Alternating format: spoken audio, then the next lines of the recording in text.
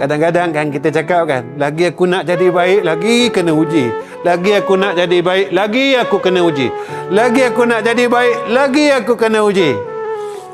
Sebenarnya ujian itulah penyucian kesilapan kita yang lampau.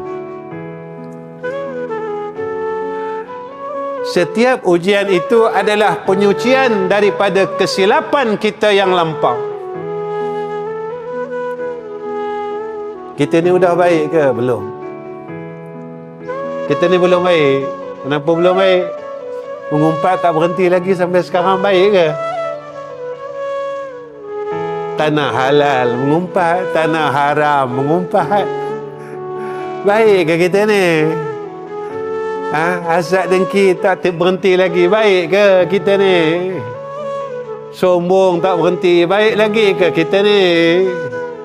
Marah tak berhenti, baik lagi ke kita ni? Menipu tak berhenti, baik lagi ke kita ni? Tuan-tuan minta maaf tak?